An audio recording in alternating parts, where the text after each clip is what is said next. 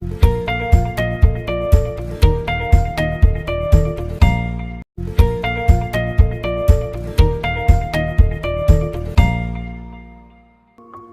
The lord. యేసుక్రీస్తు దివ్యనామంలో ఉదయకాల సమయంలో వాక్యం వింటున్న మీ అందరికీ నా హృదయపూర్వక వందనాలు తెలియజేస్తున్నాను.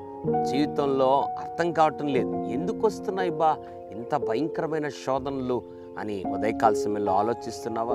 ఎక్కడ పోయిన నీ జీవితంలో ఏదో ఒక శోధన, ఏదో ఒక ఆటంకం, ఏదో ఒక తడబాటు నీ జీవితంలో కలుగుతూ ఉందా?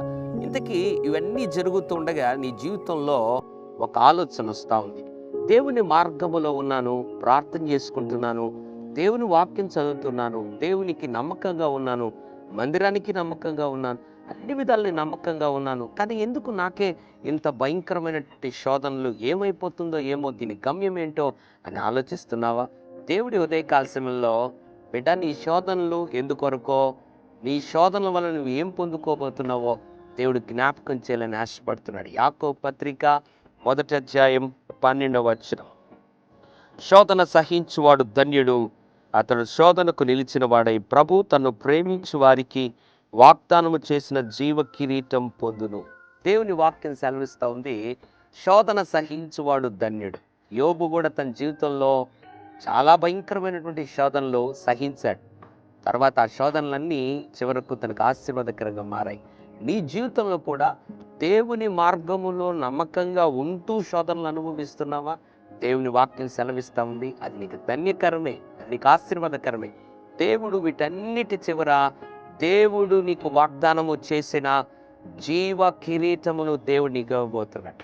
అదే కాల సమయంలో ఇన్ని శోధనల మధ్యలో తల్లడిల్లిపోతూ ఏంటి దీని ఫలితం, దీని జవాబేంటి అని ఎదురు చూస్తున్నావా? దేవుడు చెప్తున్నాడు, నిశ్చయముగా అది నీకు ధన్యకరమైనవే.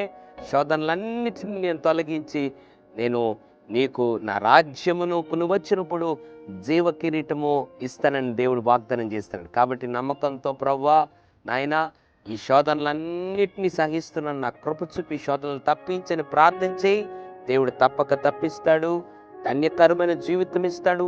అంత మాత్రం కాదు, జీవ కిరీటమును దేవుడిని ప్రసాదిస్తాడు. పరిశుద్ధుల తండ్రి, నీకు వందనాలు.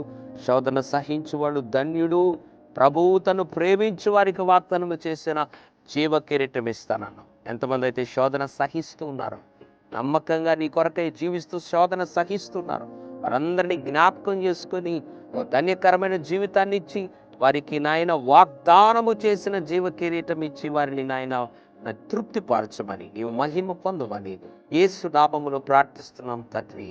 ఆమేన్. God bless you.